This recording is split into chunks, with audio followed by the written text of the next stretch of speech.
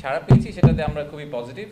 In fact আমাদের গতকালকে registration বন্ধ করে দিতে হয়েছে, কারণ যেই পরিমাণ সাড়া পেয়েছি তাদেরকে হয়তো আমরা অ্যাকোমোডেট করতে পারবো না।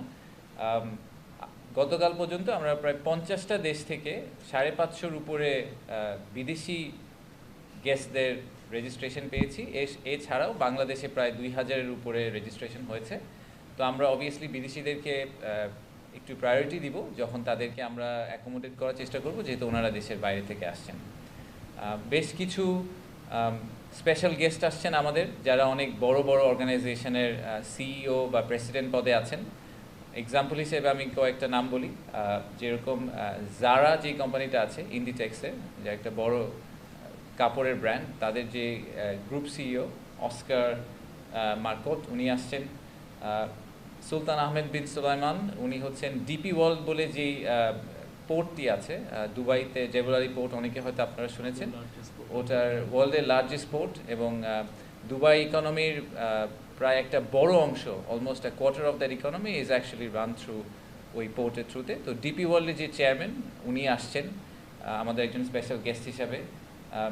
ব্যারনেস রোজি উইন্টারটন আসছেন, উনি হাউস অফ লর্ডসের মেম্বার ইউকে, এবং একই সাথে বাংলাদেশের trade envoy for UK into Bangladesh. এছাড়াও আসছেন স্যামসাং সিএনটির যে ভাইস প্রেসিডেন্ট, ভদ্রলোকের নাম হচ্ছে কিয়ং সু লি। সো স্যামসাংয়ের এটাই আমাদের actually one of the senior most visits Samsung থেকে, এবং যেহেতু ওনারা অনেক বড় একটা কংগ্লোমারেট, আপনারা অনেকেই শুনেছেন যে ওনারা ভিয়েতনামে বড় একটা ইনভেস্টমেন্ট করেছেন অনেক আগে। তো আমরা চেষ্টা করছি যে আমাদের দেশেও যাতে আমরা এরকম কিছু করতে পারি। জিওডানো নামে একটা কাপড়ের ব্র্যান্ড আছে, ওটার সিইও আসছেন। এছাড়া এরকম অনেকগুলো নাম আছে, আমি আর সবগুলো ডিটেলে গেলাম না। মেটার থেকে লোকজন আসছেন, আমাদের উবারের সিনিয়র একজন ভদ্রলোক আসছেন, টেলেনর থেকে আসছেন, এক্সেলারেট এনার্জির প্রেসিডেন্ট আসছেন, এবং দাউদ গ্রুপ পাকিস্তানের বেশ বড়, ওনাদের যে ছেলে যিনি ভাইস চেয়ারম্যান উনিও আসছেন আমাদের এখানে। আর বেশ কিছু বড় বড় ভেঞ্চার ক্যাপিটালও আসছেন, কারণ আমরা আসলে এবার এই ফুল সামিটটাকে একদম স্টার্ট আপ থেকে শুরু করে বড় বড় ইন্ডাস্ট্রি পর্যন্ত পুরোটাকে কভার করার চেষ্টা করেছি। সো ভেঞ্চার ক্যাপিটালের মধ্যে বি ক্যাপিটাল, তারপরে গোবি, কনজাংশন, মারুবেনি, এরকম বড় বড় অনেকগুলা ভেঞ্চার ক্যাপিটালিস্ট ফার্মও আসছেন। তো আমি একটু যদি শিডিউলটায় যাই যে আমরা আসলে ওই দিনগুলোতে কি করব। প্রথমে 7 তারিখের কথাটা বলি। 7 তারিখে আমরা বড় যারা ইনভেস্টর, যারা ম্যানুফ্যাকচারিং বা এই ধরনের জিনিস নিয়ে চিন্তা করছেন, তাদের জন্য আমরা চট্টগ্রামে একটা ভিজিটের আয়োজন করেছি। তো এখান থেকে ওনাদেরকে প্লেনে করে চট্টগ্রাম নিয়ে যাওয়া হবে, তারপরে ওনারা কোরিয়ান ইপিজেড ভিজিট করবেন, এবং তারপরে মিরেশ্বরাই যে ন্যাশনাল আমাদের ইকোনমিক জোন আছে সেটা ওনারা ভিজিট করবেন। তো আপনারা কোরিয়ান ইপিজেডের কাহিনীটা অনেকেই জানেন যে আমরা ইন্টারিম গভর্নমেন্ট আসার পরে ওনাদের প্রায় 12-14 বছরের একটা বড় চ্যালেঞ্জ, ল্যান্ড রিলেটেড একটা সমস্যা ছিল, যেই কারণে ওনারা অনেক ইনভেস্টরদেরকে মিস করেছেন। সেই ইস্যুটা সলভ করে দিতে পেরেছি, এবং এটার কারণেই কিন্তু ইনফ্যাক্ট কোরিয়া থেকে এবার 26 জনের একটা বড় ডেলিগেশন আসছে, এবং মেজরিটি আসলে কোরিয়ান ইপিজেডের যে আমাদের প্রেসিডেন্ট আছেন কি হাকসান, ওনার পুশেই আসলে আসছেন, ওনার ইনফ্লুয়েন্সে আসছেন। সো আমরা এটাকে একটা খুবই পজিটিভ আউটকাম হিসেবে দেখছি। ওনারা সবাই ইন্টারেস্টেড বাংলাদেশে ইনভেস্ট করার ব্যাপারে। 7 তারিখে প্যারালি ঢাকায় স্টার্ট আপ কানেক্ট নামে একটি প্রোগ্রাম হবে ইন্টারকন্টিনেন্টাল হোটেলে। সো স্টার্ট আপদের জন্য একদম পিওরলি ফোকাস করে ভিসিদেরকে টার্গেট করে একটা সারাদিনের প্রোগ্রাম হবে ইন্টারকন্টিনেন্টাল হোটেলে। ভিসি বলতে আমরা ভেঞ্চার ক্যাপিটালিস্ট বুঝাই, যারা স্পেসিফিক্যালি ইনভেস্টার, যারা স্টার্ট আপ কমিউনিটিতে খালি ইনভেস্ট করতে ইন্টারেস্টেড। 8 তারিখে আমরা এই ইনভেস্টর গ্রুপদেরকে নিয়ে যাব হচ্ছে কি জাপানিজ ইকোনমিক জোনে, 2500-এ নারায়ণগঞ্জে আমাদের পাশে যে ইকোনমিক জোনটা আছেন ওখানে নিয়ে যাব।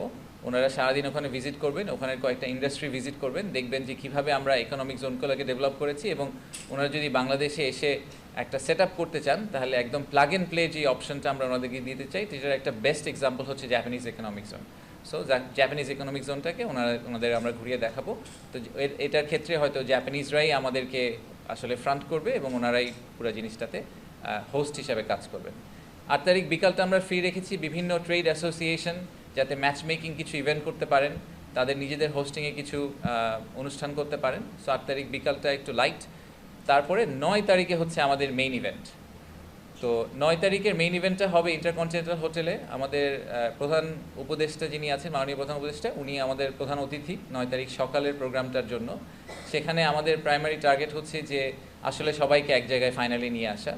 সব অ্যাম্বাসেডররাও থাকবেন এবং আমাদের সরকারি সিনিয়র উপদেষ্টারা সবাই থাকবেন ওখানে উপস্থিত। সকালে আমরা চিফ অ্যাডভাইজারের ইভেন্টটা করব, সেটা উইল বি ফলোড বাই দুপুর থেকে শুরু করে বিভিন্ন ধরনের ছোট ছোট ব্রেকআউট সেশন। আমরা এগুলোকে ব্রেকআউট সেশন বলছি কারণ বাংলাদেশের এফডিআইতে যে ইন্ডাস্ট্রিগুলোতে সবচেয়ে বেশি এফডিআই আসার সম্ভাবনা রয়েছে, এরকম বেশ কয়েকটা ইন্ডাস্ট্রিকে আমরা আসলে স্পিন অফ করার চেষ্টা করেছি। তো প্রথম সেটা হচ্ছে গিয়ে রিনিউয়েবল এনার্জি। আপনারা সবাই জানেন যে আমাদের রিনিউয়েবল এনার্জি নিয়ে একটা ডিমান্ড আছে এবং আমাদের দেশের রিনিউয়েবল এনার্জিতে ইনভেস্ট করার ব্যাপারে ওনাদের অনেক আগ্রহ আছে বিদেশি অনেক ইনভেস্টরদের। তো প্রথম দিন দুপুরে রিনিউয়েবল এনার্জি নিয়ে ইউরোপিয়ান ইউনিয়ন আসলে তাদের হোস্টিংয়ে একটা বড় ইভেন্ট অর্গানাইজ করবে। তো এই ব্রেকআউটগুলোকে সবগুলোর ক্ষেত্রে আপনারা দেখবেন যে আমরা একজন হোস্ট তৈরি করে দিয়েছি বিডা এবং বেজার বাইরে। আমরা আসলে পার্টনারশিপে পুরো ইভেন্টটাকে রান করার চেষ্টা করছি, যেখানে প্রাইভেট সেক্টর আমাদের সাথে ইকুয়ালি ইনভলভড এবং অন্যান্য দেশের এম্বাসিগুলো আমাদের সাথে ইকুয়ালি ইনভলভড। সো রিনিউয়েবল এনার্জিটা ড্রাইভ করবে হচ্ছে ইউরোপিয়ান ইউনিয়ন। এই ব্রেকআউট সেশনগুলো স্ট্রাকচার এরকম হবে রাফলি, সেটা হচ্ছে যে প্রথমে একটা প্যানেলের মতো থাকবে, সেই প্যানেলে হয়তো ওই এনার্জি ইন্ডাস্ট্রির এক্সপার্ট যারা তারা কথা বলবেন, আমাদের মাননীয় উপদেষ্টা যিনি আছেন জ্বালানি উপদেষ্টা উনিও থাকবেন ওখানে। আর তারপরে আমরা একটা ম্যাচ মেকিং ইভেন্টের মতো করব। আসলে আমাদের এবারের একটা বড় ডিফারেন্স আগের সব ধরনের ইভেন্ট থেকে হচ্ছে যে আমরা আসলে বড় বড় সেমিনার এবং বক্তৃতাগুলো থেকে দূরে গিয়ে দ্বিপাক্ষিক মিটিংয়ের দিকে আসলে ফোকাস করেছি অনেক বেশি। তো বেশ কিছু ম্যাচ মেকিং ইভেন্ট থাকবে যেখানে আসলে এক একজন ইনভেস্টর এবং ইনভেস্টি তারা 1-to-1 কথা বলতে পারবেন। আবার যারা ইনভেস্টর আসছেন তারা আমাদের সরকারি বিভিন্ন সংস্থার সাথেও 1-to-1 মিটিং সেট করতে পারবেন।